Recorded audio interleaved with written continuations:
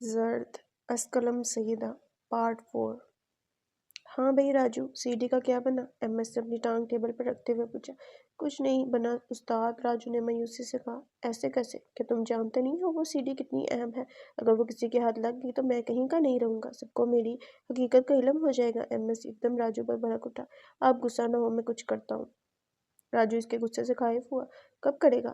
جب وہ میری ساری پول پٹیاں پوری دنیا کے سامنے کھول دے گا۔ ابھی تک کہ کچھ کیوں نہیں کیا؟ ایم ایس کا غصہ کسی طور کم ہونے میں نہیں آ رہا تھا۔ استاد میں کیا کروں؟ میں نے تو بہت کوشش کی مگر وہ مجھے ملتا ہی نہیں۔ اسے کال کروں تو فون نہیں اٹھاتا، اٹھاتا بھی ہے تو بات آئیں بائیں شائیں کر دیتا ہے۔ راجو نے اسے تفصیل بتائی۔ جواباً ایم ایس اسے گھٹتا خاموش رہا۔ آج کل تو اس کا زیادہ تر وقت مسجدوں میں گزرتا تھا۔ رات بھر مسجدوں میں ہوتا ہے وہ۔ اب نماز میں تو کسی کو نقصان نہیں پہنچا سکتا نا میں۔ آخر میں بھی مسلمان ہوں۔ ایم ایس کو خاموش دیکھ اس نے خود ہی بات آگے بڑھائی۔ اوہ 900 چوہے کھا کر بلی حج کو چلی۔ ایم ایس نے ایک زوردار کہکہ لگایا۔ راجو نے بھی دانتوں کی نمائش کی۔ تم کہو تو اسے راستے سے ہٹا دوں۔ آخر اس نے غداری کی ہے، اپنا وعدہ توڑا ہے۔ اس نے اسے مشورہ دیا۔ ہاں اتنی جلدی بھی کیا ہے؟ مجھے درخت نہیں گرانا، درخت گرے گا تو اس کی جگہ نیا نکل آئے گا۔ مجھے تو اسے زرد پتے کی طرح پیروں تلے کچلنا ہے تاکہ وہ دوبارہ کبھی سر نہ اٹھا سکے اور میری حقیقت کبھی کسی کے سامنے نہ آ سکے۔ ایم ایس کا لہجہ گہرائی لیے ہوئے تھا۔ جواباً راجو نے بھی سمجھتے ہوئے سر ہلایا۔ 3-4 رنگ کے بعد بالآخر کال ریسیو کر لی گئی تھی۔ بولو۔ مردانہ وجاہت سے بھرپور آواز اس کے سماعتوں سے ٹکرائی۔ آواز سن بے سکتا اس کے چہرے پر ہلکی سی مسکان آئی۔ جی وہ جو ماما کے بے حد اصرار پر اسے کال کرنے کی ہمت جمع کر پائی تھی۔ اس کی آواز سنتے ہی اس کی ساری ہمت ہوا ہو گئی تھی۔ اسے کچھ سجائی نہ دے رہا تھا۔ یہ وہ مت کرنا، جلدی بولو کتنے پیسے چاہیے؟ اس کے لہجے میں بیزاری تھی۔ اس کی بات سن وہ یکدم ہوش میں آئی۔ اس نے ایک لمحے میں اسے اس کی اوقات بتا دی تھی۔ وہ یہ کیسے بھول گئی کہ یہ وہی شخص تھا جس نے بچپن سے آج تک اس سے نفرت کی ہے؟ پھر اسے یہ خوش فہمی کیوں ہو رہی تھی کہ وہ اس سے اس کے حال چال کی بابت دریافت کرے گا؟ میں نے تو آپ سے کبھی کوئی پیسے نہیں مانگے اور نہ ہی مجھے آپ کے پیسوں کی ضرورت ہے۔ وہ آنکھ میں آیا آنسو بے دردی سے رگڑتی تلخی سے بولی۔ پھر کیا کام ہے؟ اس کا لہجہ ہنوز وہی تھا۔ ظالم، اس نے دل ہی دل میں سوچا۔ ماما آپ سے ملنا چاہ رہی ہیں، ان کی طبیعت خراب ہے۔ مجھے تو سمجھ نہیں آتا آپ کیسے بیٹے ہیں۔ ایک وہ ہیں کہ آپ کے لیے دن رات روتی رہتی ہیں اور ایک آپ ہیں جو بے حسی کی مورت بنے ہوئے ہیں۔ اس کی آنکھیں ابھی بھی آنسو سے بڑی ہوئی تھیں مگر مجال ہے جو یہ آنسو کسی ایسے شخص کے سامنے بہہ نکلے جو اس کی قدر و قیمت نہ جانتا ہو۔ اس کے آنسو بھی اسی کی طرح خوددار تھے۔ وہ بستر مرگ پر پڑی آپ کے دیدار کی منتظر ہے۔ اگر ہو سکے تو اپنی مصروف زندگی میں سے تھوڑا سا وقت ان کے لیے وقف کر کے انہیں اپنے روح روشن کی زیارت کرا جائیں۔ جملہ خاصا طنزیہ لہجے میں کہا گیا تھا۔ دوسری جانب سے لائن کاٹ دی گئی تھی۔ اس نے بھی موبائل کان سے ہٹا کر بستر پر پھینک دیا اور خود پانی پینے کی غرض سے کچن میں چلی گئی۔ کچن میں داخل ہوئی تو دیکھا کہ کچن بری طرح پھیلا ہوا تھا۔ برتنوں کا ایک ڈھیر سنک میں پڑا، اس کا منہ چراغ تھا۔ شیلفوں پر بھی سبزیوں کے چھلکے بکھرے پڑے تھے جبکہ فرش پر جا بجا خالی پلاسٹک کی پنیاں پڑی ہوئی تھی اور کچھ پاؤڈر گرا ہوا تھا۔ غور کرنے پر پتہ چلا کہ یہ پاؤڈر گرتے گرتے کچن سے باہر تک جا رہا ہے۔ اسے تشویش ہوئی تو جاسوس کے ہاتھوں مجبور ہو کر اس نے ان نشانوں کا پیچھا کیا۔ پاؤڈر کے نشانوں کا پیچھا کرتے کرتے وہ سیڑھیوں کے پاس رک گئی۔ وہاں نشان ختم ہو گئے تھے۔ اس نے 2-3 سیڑھیاں چڑھ کر دیکھا مگر آگے کوئی نشان نہیں تھا تو واپس وہیں آ کر کھڑی ہو گئی۔ اس نے 2 زانوں بیٹھ کر سیڑھی کے اندر بنا کیبن کھولا۔ نشان اسی کیبن تک ختم ہو گئے تھے۔ کیبن کا دراز کھول وہ دنگ رہ گئی۔ وہاں کافی ساری ویسی ہی پنیاں تھیں جیسی اس نے کچن کے فرش پر پڑی دیکھی تھی اور وہ ساری پنیاں اسی سفید رنگ کے پاؤڈر سے بھری ہوئی تھی۔ اس نے ایک پنی ہاتھ میں لی اور اسے کھول کر ہلکا سا سونگھا۔ وہ پاؤڈر سونگھتے ہی اس کا سر زور زور سے چکرانے لگا اور کچھ ہی دیر میں وہ چکراتی ہوئی وہیں بے ہوش ہو گئی۔ وہ کچھ سوچتا ہوا کمرے میں ادھر سے ادھر ٹہل رہا تھا۔ وہ بیگ جو وہ دادوں کے گھر سے لایا تھا وہ اس کے بیڈ پر ہی پڑا تھا۔ اسے گھر لوٹے تقریباً 1 گھنٹہ گزر چکا تھا۔ اس نے گھر آ کر سب سے پہلے چینج کیا اور ایک ٹراؤزر اور شرٹ پہن لیا۔ ایک کپ اسٹرانگ سی کافی پی اور ساتھ 2 بسکٹ لیے۔ اس کے علاوہ دوپہر سے اس نے کچھ نہیں کھایا تھا۔ وہ ان سب کاموں سے فارغ ہو کر بیگ کو دیکھ مسلسل کمرے میں ٹہلتا یہی سوچ رہا تھا کہ وہ بیگ کو کھولے یا نہیں۔ پھر بالآخر اس نتیجے پر پہنچا کہ بیگ کھول کر دیکھے آخر اس میں ہے کیا۔ اپنی سوچ پر عمل پیرا ہوتے اس نے بیگ کھولا۔ بیگ میں اسے ایک فائل ملی جس میں کئی پیپرز اٹیچ تھے۔ اس کے علاوہ ایک ٹرانسپیرنٹ کور تھا جس میں سی ڈی موجود تھی۔ اس نے کور میں سے وہ سی ڈی نکالی اور اپنا لیپ ٹاپ آن کر کے اس میں لگائی۔ سی ڈی آن ہوتے ہی سامنے اسکرین پر 4-5 چھوٹی چھوٹی کلپس کی فولڈر شو ہونے لگے۔ اس نے ان میں سے ایک فولڈر پر کلک کیا۔ فولڈر کلک ہوتے ہی اسکرین پر ویڈیو شروع ہو گئی۔ شمس نے کیمرہ آن کر کے ٹیبل پر سیٹ کیا اور ویڈیو ریکارڈنگ آن کر کے کیمرے کے سامنے کھڑا ہو گیا۔ السلام علیکم، میں شمس۔ میں آج اس ویڈیو کے توسط سے قانون نافذ کرنے والے اداروں کے سامنے اپنے جرم کا اعتراف کرنا چاہتا ہوں۔ میرا تعلق ایک چھوٹے گھرانے سے تھا۔ میں ایک کاروباری آدمی تھا اور میری بیوی اور اکلوتے بیٹے کے ساتھ ایک اچھی زندگی گزار رہا تھا۔ ہمارا ایک مثالی گھرانہ تھا، معاشرے میں میری بہت عزت تھی، مگر پھر اچانک میری زندگی نے ایسا پلٹا کھایا کہ سب تباہ و برباد ہو گیا۔ مجھے جوئے کی لت لگ گئی۔ پہل میں گھر کی چھوٹی موٹی چیزوں پر بازی لگاتا تھا، مگر پھر آہستہ آہستہ میں نے اپنا پورا کاروبار جوئے کی نظر کر دیا۔ میری وجہ سے میرے گھر والے رل گئے، مگر مجھے کوئی احساس نہ تھا۔ یہ پیسے کی لت ہوتی ہی ایسی ہے، کسی کو کسی کا نہیں رہنے دیتی، باپ بیٹے تک کو لڑوا دیتی ہے۔ خیر اسی طرح چلتا رہا۔ پھر میں دھیرے دھیرے دوسری بری عادتوں میں بھی پڑنے لگا۔ میں نے شراب پینا شروع کر دی۔ اس کے بعد سے تو میں بالکل ہی ہر رشتے سے بیگانہ ہو گیا۔ پھر ایک دن ایسا ہے کہ شراب کے نشے میں دھت میں جوا کھیل رہا تھا اور جوش ہی جوش میں اپنی بیوی کی بازی لگا دی، مگر شو مئی قسمت میں وہ بازی ہار گیا۔ یہ ادراک ہوتے ہی کہ جوئے میں نے اپنی بیوی ہار دی ہے، سارا نشہ ہرن ہو گیا۔ سب چھوڑ چھاڑ فوراً گھر گیا اور اپنی بیوی کو ساری حقیقت بتائی۔ وہ ایک باعزت اور پاک عورت تھی۔ ساری حقیقت جاننے کے بعد اس نے خود کو آگ لگا لی۔ وہ تو اس آگ میں اسی وقت مر گئی تھی، مگر مجھے اس آگ میں زندگی بھر تڑپنے کے لیے تنہا چھوڑ گئی۔ بات کرتے کرتے اس کی ہچیاں بند گئی۔ اس نے پاس رکھی بوتل سے پانی پیا اور ویڈیو بند کر دی۔ اس میں اب آگے اور بولنے کی سکت نہیں تھی۔ ویڈیو ختم ہوتے ہی ذوالقرنین بیڈ سے زمین پر گر پڑا۔ اسے اپنی آنکھوں پر یقین نہیں آ رہا تھا، مطلب کہ دادو جواری تھے اور انہی کی وجہ سے دادی نے خودکشی کر لی، اور اس کا مطلب کہ اس کی دادی طبی موت نہیں مری تھی، بلکہ انہوں نے اپنی آبرو بچانے کے لیے اپنی جان دے دی تھی۔ وہ خود ہی سے بڑبڑایا۔ ایک زوردار چیخ کے ساتھ وہ پھٹ پھٹ کر رو دیا۔ بابا یہ سب کیا ہے؟ آپ نے مجھے یہ سب کیوں نہیں بتایا؟ یا اللہ، میرے ساتھ ہی یہ سب کیوں ہوا؟ وہ پاگلوں کی طرح اپنے بال اپنی مٹھیوں میں جکڑے چیخ رہا تھا۔ ابھی تو اس بیگ میں اور بھی بہت سارا سامان باقی تھا، نہ جانے آگے اس پر اور کون کون سے پہاڑ ٹوٹنے والے تھے۔ وہ اکیلا تھا اور تکلیفیں تھیں کہ ختم ہونے میں ہی نہیں آ رہی تھیں۔ اس نے خود کو سنبھالا اور دوبارہ لیپ ٹاپ کے سامنے آ کر بیٹھ گیا۔ اسے اب سارا سچ جاننا تھا، ماضی میں ہوئی ہر ایک بات۔ اس لیے اس نے اب دوسرا فولڈر پلے کیا، پھر تیسرا، پھر چوتھا، پھر پانچواں۔ ایک ایک کر کے اس نے سارے فولڈر میں موجود ویڈیوز دیکھ ڈالی۔ پھر وہ لیپ ٹاپ ویسے ہی چھوڑ فائل کی جانب متوجہ ہوا اور اس میں موجود سارے پیپرز پڑھ ڈالے۔ اے خدا، یہ سب کیا ہے؟ وہ اپنے ماضی سے کتنا لا علم تھا۔ اسے تو یہ پتہ ہی نہیں تھا کہ اسے اتنے اندھیرے میں رکھا گیا تھا۔ پے در پے ہونے والے انکشافات نے اس کی زندگی کو ہلا کر رکھ دیا تھا۔ وہ تو اب تک ایک جھوٹ میں زندگی گزارتا آیا تھا۔ اسے تو معلوم ہی نہ تھا کہ اس سے جڑے اتنے قریبی رشتے اسے اتنا بڑا دھوکہ دے رہا تھا۔ بظاہر چہرے پر شرافت سجائے اندر سے کتنے مکروہ تھے۔ وہ تو شاید کبھی جان ہی نہ پاتا اپنے ماضی کے تلخ حقائق کے بارے میں اگر اسے یہ بیگ نہ ملا ہوتا۔ اب سمجھ آیا کہ اس بیگ کو اس طرح چھپا کر کیوں رکھا گیا تھا، تاکہ یہ سارے ثبوت کسی کے ہاتھ نہ لگ جائیں۔ مگر افسوس، اسے اب سب پتہ چل گیا تھا۔ اسے اپنے رشتوں کی کھوکھلی حقیقت اب اس کے سامنے کھل گئی تھی۔ اس نے وہ سی ڈی اور فائل واپس بیگ میں رکھی اور بیگ کو اپنی الماری میں رکھ کر وضو کرنے باتھ روم کی جانب بڑھ گیا۔ مومن اور امیرہ ایک دوسرے کی سنگت میں بے انتہا خوش تھے۔ ان کی شادی کو تقریباً 1 مہینہ گزر چکا تھا۔ وقت پڑ لگا کر اڑ رہا تھا۔ ایسا لگ رہا تھا جیسے ابھی کل ہی کی بات تھی کہ وہ دونوں رشتے ازدواج میں منسلک ہوئے تھے اور کہاں اب ایک دوسرے کے ساتھ رہتے انہیں 1 ماہ کا عرصہ ہو گیا تھا۔ امیرہ اس کے ساتھ بہت خوش تھی۔ وہ مومن کے ساتھ ایک بھرپور زندگی گزار رہی تھی۔ اس کے لیے یہ سب ایک خواب جیسا تھا۔ مومن نے اسے 1 ماہ میں اسے اتنی محبت دی تھی کہ وہ روح تک سیراب ہو گئی تھی، اور اب جب سے مومن کو پتہ چلا تھا کہ اس کی محبت کی نشانی امیرہ کے وجود میں سانس لے رہی ہے، تب سے تو اس نے امیرہ کو گویا ہتھیلی کا چھالا ہی بنا لیا تھا۔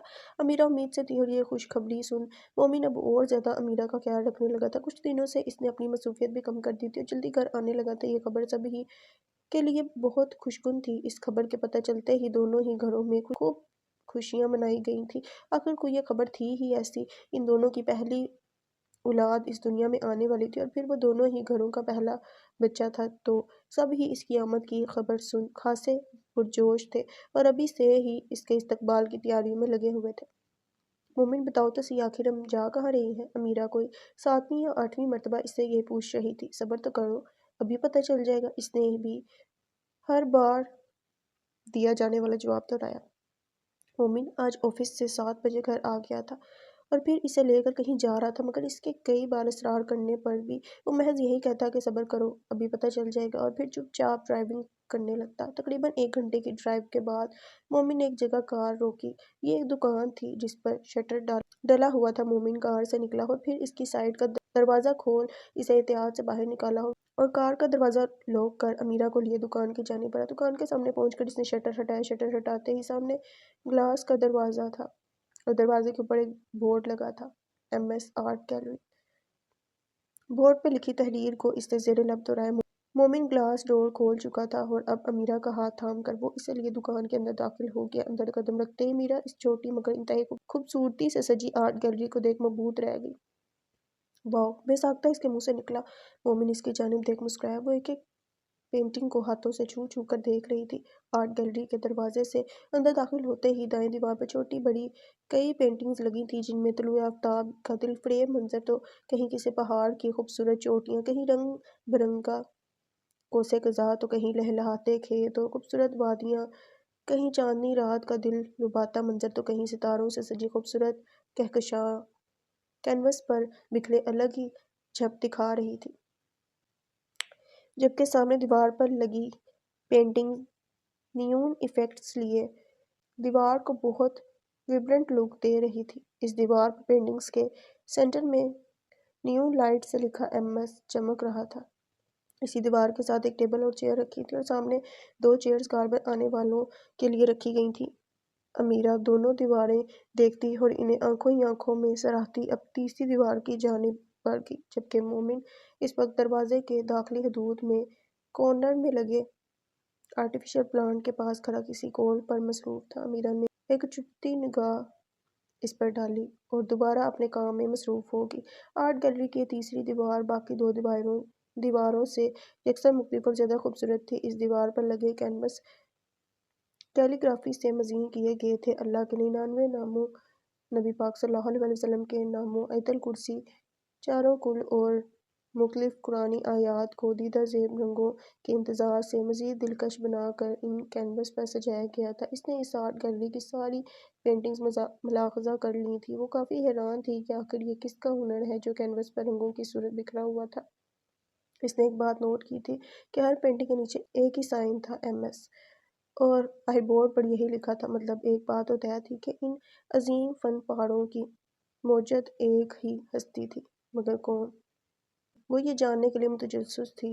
جبھی مومن کی جانب دیکھتی اس کی کال ختم ہونے کا انتظار کر رہی تھی۔ یوں ہی کھڑے کھڑے اس کی نظر اوپر سیلنگ پر گئی تو وہ مزید فریفتہ ہو گئی۔ سیلنگ یوں تو بالکل پلین تھی، مگر اس پر بھی رنگوں سے کلاکاری کر پورا رات کا منظر کچھ اس خوبصورتی سے کھینچا گیا تھا کہ اب پہلی دفعہ دیکھنے پر یوں معلوم ہو رہا تھا جیسے آپ ستاروں سے بڑے ایک کھلے آسمان تلے کھڑے ہو اور ایک بادل کی اوٹ سے جھانکتا خوبصورت چاند آپ کو دیکھ مسکرا رہا ہے۔ امیرہ سیلنگ دیکھ مسکرانے لگی۔ تو میڈم کیسا لگا میرا سرپرائز؟ امیرہ سیلنگ دیکھنے میں مصروف تھی کہ مومن اپنی کال ختم کر اس کی جانب آیا، پرجوش انداز میں گویا ہوا، ہاں بہت اچھا، بہت خوبصورت، میں کیا بتاؤں مومن، میرے پاس الفاظ ہی نہیں ہیں اس جگہ کی خوبصورتی کو بیان کرنے کے لیے۔ کیسی مہارت سے تخلیق کار نے یہ فن پارے تخلیق کیے ہیں کہ دیکھنے والا بے اختیار اشش کر اٹھے۔ دل تو چاہ رہا ہے کہ اس جگہ کو سجانے والے کے ہاتھ چوم لوں۔ مومن کی آواز پر سیلنگ میں محو امیرہ پہلے تو چونکی، پھر آنکھوں میں بے یقینی لیے آرٹ گیلری کی تعریف میں زمین و آسمان کے کلابے ملانے لگی۔ لو تو انتظار کس بات کا ہے، چوم لو۔ مومن نے اپنا ہاتھ اس کے آگے بڑھایا اور شرارت سے مسکراتے ہوئے اس سے بولا، جبکہ امیرہ یہ سن آنکھیں پھاڑے اسے دیکھنے لگی۔ اسے یقین نہیں آ رہا تھا کہ سارے شہکار مومن کی تخلیق کردہ ہیں۔ اس کے اس رنگوں بڑے ہنر سے تو وہ واقف ہی نہیں تھی۔ تم سچ کہہ رہے ہو؟ اس نے آنکھوں میں خوشی لیے اس سے پوچھا۔ میں نے بھلا کبھی تم سے جھوٹ بولا ہے؟ اس نے الٹا اس پر سوال داغا۔ مومن کی بات پر لاجواب ہوتی وہ ہنستے ہوئے اس کی باہوں میں چھپ گئی۔ مومن نے آہستگی سے اسے خود سے الگ کیا اور اسے ٹیبل کے پاس لے جا کر اپنی چیئر پر بٹھا دیا۔ امیرہ مسکراتی ہوئی اس چیئر پر براجمان ہو گئی اور مومن اس کے برابر میں کچھ اس انداز سے کھڑا ہو گیا کہ اس کا ایک ہاتھ ٹیبل پر جمع تھا، جبکہ دوسرے ہاتھ سے وہ چیئر تھامے امیرہ کی جانب کچھ اس طرح جھکا ہوا تھا کہ اس کا چہرہ امیرہ کے چہرے کے روبرو تھا۔ تو مسٹر مومن، یہ سب آپ کی مہارت ہے؟ وہ بظاہر سنجیدگی سے گویا ہوئی۔ جی میڈم۔ مومن اس کی بات پر مسکرایا، پھر جھک کر اس کے گال پر بوسہ دے کر شرارت سے بولا۔ اس کی اس حرکت پر امیرہ نے آنکھوں میں مصنوعی خفگی لیے اسے گھورا، جس پر وہ مسکین سی شکل بنا گیا اس کی شکل دیکھ امیرہ کی بے ساختہ ہنسی چھوٹ گئی۔ اس کو ہنستا دیکھ وہ بھی بھرپور انداز سے مسکرایا۔ مومن ٹیبل اور چیئر سے ہاتھ اٹھا کر سیدھا کھڑا ہو چکا تھا، مگر اس کی نظریں ابھی بھی امیرہ کے چہرے پر ٹکی تھی اور امیرہ بھی اسے ہی دیکھ رہی تھی۔ امیرہ، تم مجھ سے پوچھتی ہو نا کہ میں آفس کے بعد کہاں ہوتا ہوں اور اتنی رات کے گھر کیوں لوٹتا ہوں؟ مومن یکدم سنجیدگی سے گویا تھا۔ امیرہ بھی اب اسے سنجیدگی سے دیکھنے لگی، مگر بولنے کے بجائے اسے منتظر نظروں سے دیکھا، اس کی بات مکمل ہونے کا انتظار کرنے لگی۔ میرے گھر دیر سے آنے کی وجہ حقیقتاً تو تم ہی ہو۔ میں رات گئے تک یہاں پینٹنگز بناتا ہوں تاکہ تمہیں ایک اچھی اور پرسکون زندگی دے سکوں۔ اس نے اس کی نظروں کا مفہوم سمجھ کر بات آگے بڑھائی۔ اس کی بات سن امیرہ کی آنکھیں بھر آئیں۔ وہ بے ساختہ چیئر سے کھڑی ہوتی اس کے بالکل نزدیک گئی اور اس کا ہاتھ اپنے ہاتھوں میں لے کر محبت سے چومنے لگی۔ غالباً مومن نے دوسرا ہاتھ اس کی کمر میں ڈال کر اسے اپنے بالکل قریب کر کے اس کے بالوں پر بوسہ دیا۔ مجھے کچھ بھی نہیں چاہیے مومن، میری زندگی میں مجھے سب سے زیادہ ضرورت محض تمہاری ہے۔ تمہارے آگے ہر چیز بے معنی ہے۔ تم میرے ساتھ ہو تو پھر مجھے کسی بھی چیز کی کوئی ضرورت نہیں۔ وہ اس کی باہوں میں پرسکون ہوتی جذب کے عالم میں بولی۔ اس کے لہجے میں مومن کے لیے محبت کا سمندر موجزن تھا۔ مومن کو بے ساختہ اپنی قسمت پر رشک آیا۔ اچھا چلو اب یہ آنسو صاف کرو، شاباش، اور یہاں بیٹھو۔ وہ اسے نرمی سے خود سے الگ کرتا چیئر پر بٹھانے لگا۔ وہ اس کے معاملے میں پہلے ہی بہت ٹچی تھا اور اب تو وہ اپنے ساتھ اس کی خوبصورت امانت لیے ہوئے تھی تو وہ اور بھی زیادہ احتیاط برت رہا تھا۔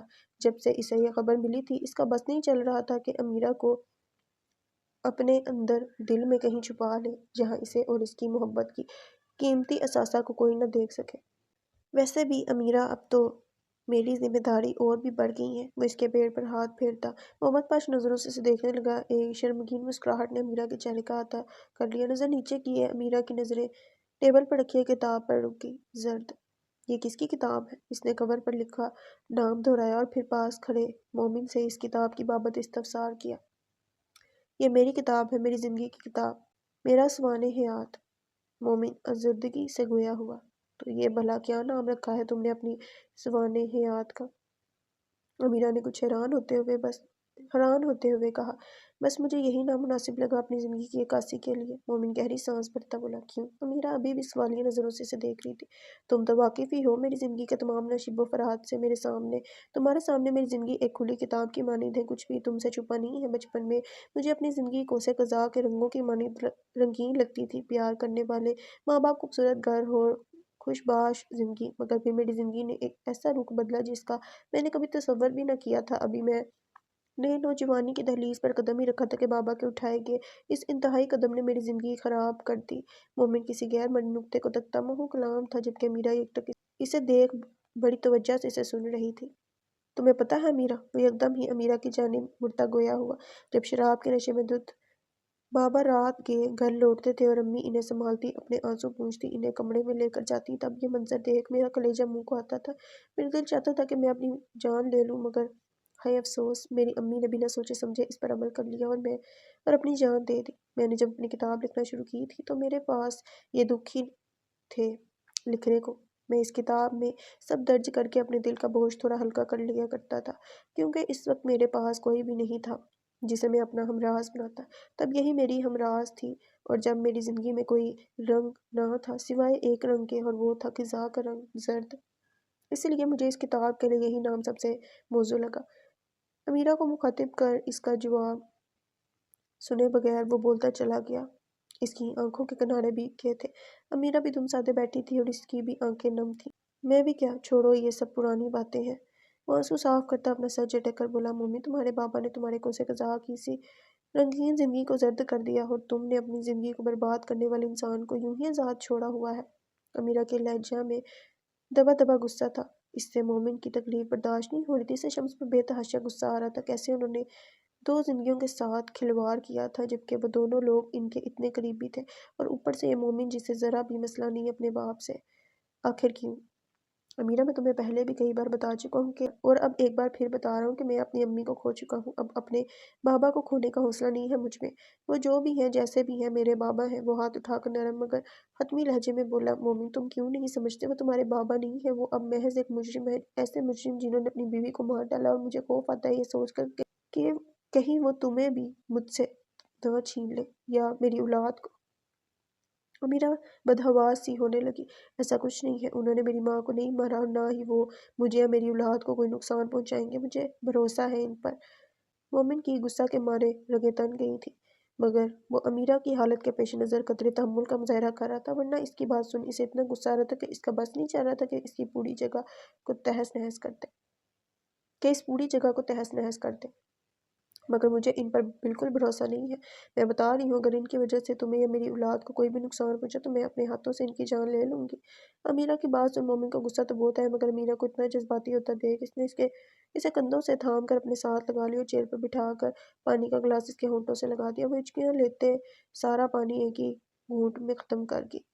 मोमिन ने इसे चेयर से उठाकर अपनी बाहों में बींच लिया और उसकी कमर होले होले से लाता इसे कंपोज करने लगा। अमीरा की हालत देख मोमिन का सारा गुस्सा हवा हो गया था। वो इसे मुझसे कंपोज करने की कोशिश कर रहा था, जबकि अमीरा अभी भी होले होले कपा रही थी। तकरीबन 10 मिनट बाद वो थोड़ी रिलैक्स हुई तो मोमिन ने इसे नरमी से अलग कर वापस चेयर पर बिठा दिया। अब वो इसके सामने ज़मीन पर दो जानों बैठ कर इसकी आंसू पूछने लगा, मोमिन मैं तुमसे बहुत प्यार करती हूँ, मुझे इस तरह की बातों से बहुत डर लगता है। हर वक्त बस यही लड़का लगा रहता है कि कहीं बाबा की गलतियों की सज़ा तुम्हारे हिस्से में ना आ जाए। अगर तुम्हें कुछ हो गया तो मैं क्या करूँगी? इसके लहजे में मोमिन से दूर जाने के वसवसे वाज़िह थे। नहीं मेरी जान, मुझे कुछ नहीं होगा, तुम ऐसा क्यों सोचती हो? खामखा में खुद को हल्कान मत करो। मोमिन ने इसका माथा चूमकर इसे यकीन दहानी कराई। तुम कभी मुझे छोड़कर तो नहीं जाओगी ना? इसने बच्चों की तरह सवाल किया। नहीं, कभी नहीं, मैं हमेशा तुम्हारे साथ रहूंगा, इसने इसका आंसू से तर चेहरे अपने हाथों में थाम कर प्यार से कहा। जवाबन वो तमानियत से मुस्कुराकर इसके सर पर अपना सर टिका गई। कैफेटेरिया के साथ बने इस कुजीन में वो पहली बार नहीं आया था। वो पहले भी यहाँ 2-3 मरतबा आ चुका था। पहले वो इस जगह का महीना करने आया था, मगर आज वो यहाँ अपना मकसद पूरा करने आया था। वो 18 साल नौजवान दरवाजे से दाखिल हुआ, बाहर चेयर पर आकर बैठ गया। वो अपने कद काठ और जिस्मानी तौर पर 25-26 साल का मालूम होता था। इसकी चेयर पर बैठते साथ ही बार टेंडर ने बर्फ से बड़ा ठंडे पानी का गिलास इसके सामने रखा। इसने अपने ग्लासेस हटाकर बार टेंडर को देखा। वो इसे ही देख मुस्कुरा रहा था। इसकी मुस्कुराहट में शनासाई की रमक थी। वो बार टेंडर यकीनन इसे पहचानने लगा था। तब ही तो इसके बिना कहे ही इसे पानी का गिलास थमा दिया। मतलब वो इस बार टेंडर को याद था। इसकी शख्सियत ही कुछ ऐसी थी जो एक बार इससे मिलता इसके लिए इसे भूल पाना मुश्किल होता था। इसने बार टेंडर पर एक सताइशी निगाह डाली और पानी का गिलास मुंह से लगा लिया। पानी का गिलास 3 घूंट में ख़त्म कर इसने गिलास टेबल पर रख दिया और वापस गिलासेस चुरा कर अब वो अपने इर्द गिर्द का जायजा लेने में मसरूफ हो गया था। आज भी इसके सर पर पहने कैप से लेकर पाँव में पहने स्नीकर्स तक ब्लैक कलर में ही रंगे थे। इसका यूं पूरा काले रंग में मलबूस रहना इसकी शख्सियत को अजब पुरस्कार सा बना देता था। न जाने वो कौन था और इसके यहाँ आने का मकसद क्या था। हालांकि वो 3 से 4 मरतबा यहाँ आ चुका था, मगर एक बार भी न इसने यहाँ जुआ खेला था और ना ही शराब पी थी और ना ही वो सामने रक्स करती लड़कियों पर कोई खास निगाह डालता था। इसके ये एतवार इसे और ज़्यादा मशकूक और बाकी सबसे मुनफरद बनाते थे। पूरा काले रंग में मलबूस होने के बायस वो यहाँ ब्लैक मैन के नाम से जाना जाता था। और अब बहुत गौर से हर टेबल का जायजा ले रहा था कि अचानक इसकी आंखों में चमक उभरी। इसका वाज़ेह मतलब ये था कि इसे वो मतलूबा शख्स या शय मिल चुकी थी जिसके लिए वो पिछले कुछ दिनों से यहाँ ख़वार हो रहा था। वो अपने शिकार को देख यकदम ही अपनी चेयर से उठा, एक झुकती निगाह आसपास डाली और बाहर ओप चाल चलता आन की आन में इस टेबल तक जा पहुंचा। अब वो इस टेबल पर बैठे शख्स के सर पर खड़ा हुआ था। वो अभी अभी गेम की जीती हुई रकम गिनने में मसरूफ था। इसने गला खंगाल कर इस शख्स को मुखातिब किया। जवाबन इस शख्स ने मसरूफ से अंदाज में नज़र उठाकर देखने पर ही इत्तफाक किया और एक निगाह इस पर डालकर वो फिर से अपने काम में मसरूफ हो गया था। क्या तुम ही MS हो? इसने खासी तकल्लुफ़ी से पूछा। इसके इस तरह पूछने पर बेसाख्ता इसके रकम गिनते हाथ थम गए और वो रकम छोड़ बड़ी गौर से इस शख्स को दीदा दिलेरी मुलाहजा करने लगा। वो इसकी इस जुरात पर खासा हैरान हुआ था, क्योंकि यहाँ कोई इससे इस बेतकल्लुफ़ी से मुखातिब नहीं हुआ करता था, मगर ये सामने खड़ा नौजवान इसकी आंखों में आंखें डाले इससे मुखातिब था। हाँ बोलो, क्या काम है? मैं ही हूँ MS, इसने दाद देने वाले अंदाज में कहा। कार्ड बांटो, मैं खेलूंगा तुम्हारे साथ, वो बिना किसी तहमीद के बोला और अपनी बात करते करते ही इसकी ही खाली की गई कुर्सी पर बैठ गया जो इसने अभी अभी इसके सवार पर खाली की थी। आसपास के टेबल्स पर मौजूद सभी लोग अब इधर ही जमा हो गए थे। हर कोई शक्ति जरात पर शस्त्र था जो पहली ही बारी में MS को ललकार रहा था। लोगों में इसे लेकर चहम गोइयां हो रही थी। ओए, क्या पागल हो गया तू जानता भी है कौन है? ये MS है, MS, इस जगह का सबसे बड़ा जुआरी। आज तक कोई भी माइका लाल इससे नहीं जीत सका।